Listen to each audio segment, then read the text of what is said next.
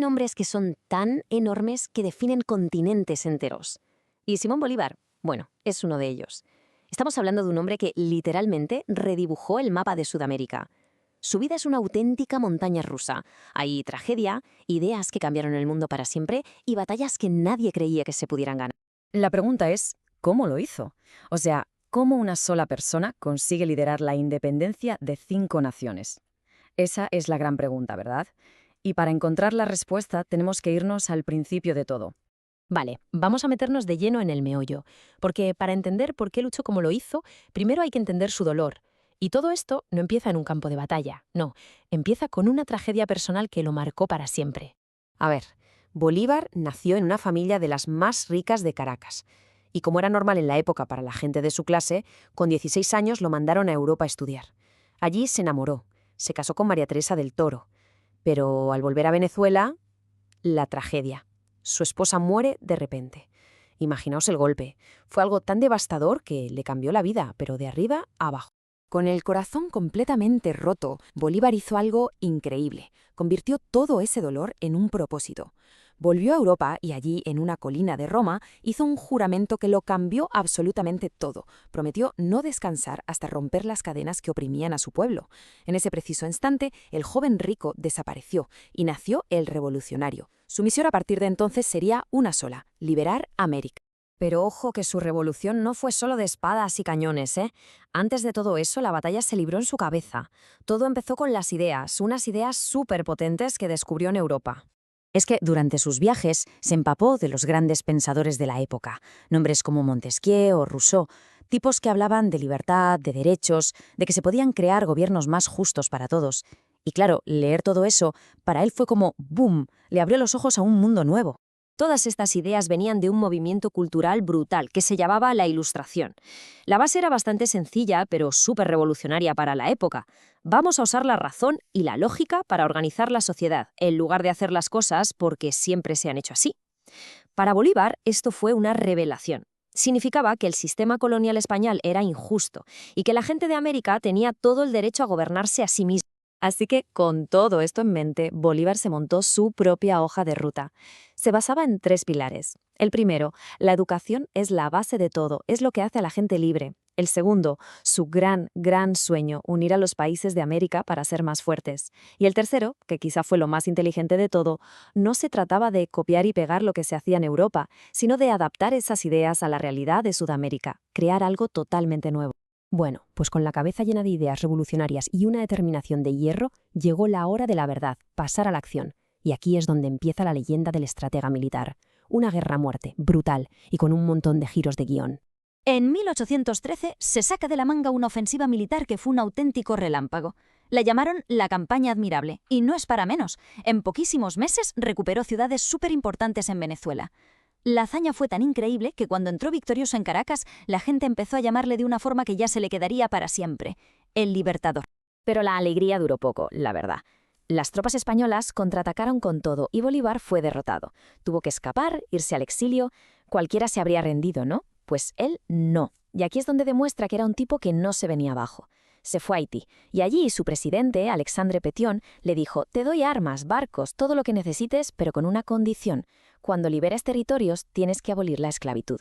Y Bolívar, por supuesto, aceptó el trato. Y entonces llegó el momento que lo consagró como un genio militar. Se le ocurrió un plan que sobre el papel era una auténtica locura, casi un suicidio. La idea: atacar el centro del poder español por el sitio que menos se lo esperaban. ¿Y cómo? Cruzando la gigantesca e infranqueable cordillera de los Andes.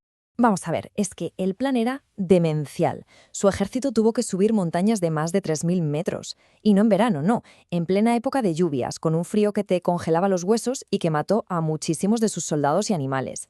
Pero el objetivo era tan sencillo como brillante: aparecer por la espalda del ejército español, justo donde se sentían completamente a salvo. Después de esa travesía que parecía imposible, su ejército, aunque estaba hecho polvo, consiguió llegar al otro lado.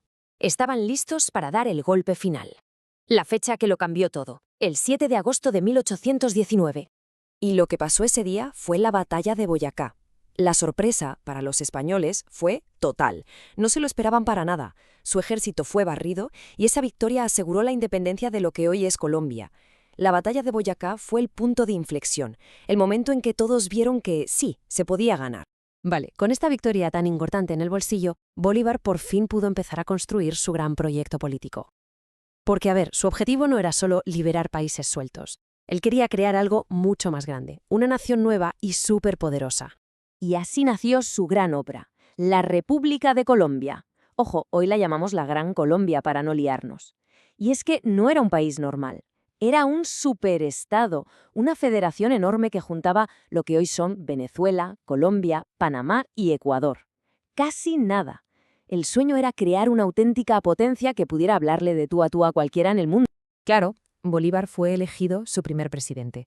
Pero el sueño empezó a chocar con la dura realidad muy pronto. Pensemos, gobernar un territorio así de gigantesco, sin apenas carreteras para conectar los sitios, y con un montón de líderes locales que, bueno, tenían sus propias ideas y ambiciones. Era una misión casi imposible. La unidad de la que tanto hablaba era súper frágil. Y con esto llegamos al capítulo final. Y es un capítulo un poco agridulce, una mezcla extraña entre la victoria más absoluta y el fracaso más doloroso, porque justo cuando Bolívar estaba en lo más alto, en su momento de máximo poder, fue también cuando empezó su caída. En 1824, las batallas finales de Junín, y sobre todo la de Ayacucho, dirigida por su hombre de confianza, el general Sucre, pusieron el punto y final. Con eso se selló la independencia de todo el continente. Después de 300 años, el dominio español en Sudamérica se había acabado para siempre. Bolívar estaba literalmente en la cima del mundo. Había ganado la guerra contra todo pronóstico, pero el choque entre su sueño y la realidad fue brutal. Mientras él conseguía la victoria final, su gran proyecto, la Gran Colombia, se estaba cayendo a pedazos. Había demasiadas peleas internas, los líderes de cada zona querían ir por su cuenta, era un caos. Hay una frase que dicen que pronunció al final de su vida que lo resume todo a la perfección. He arado en el mar. Es una imagen súper potente, ¿verdad?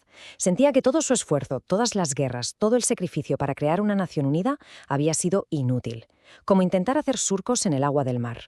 Completamente hundido, enfermo de tuberculosis y agotado después de casi 20 años de guerra sin parar, Bolívar lo dejó todo. Renunció a todos sus cargos. Murió muy joven, en 1830, con solo 47 años, viendo en directo cómo su gran sueño de una América unida se rompía en 1000 pedazos. Y esto nos deja con la gran pregunta final. Entonces, ¿quién fue Simón Bolívar? ¿Fue el héroe que liberó a medio continente? ¿O fue el arquitecto de un sueño precioso pero imposible que acabó estrellándose contra la realidad?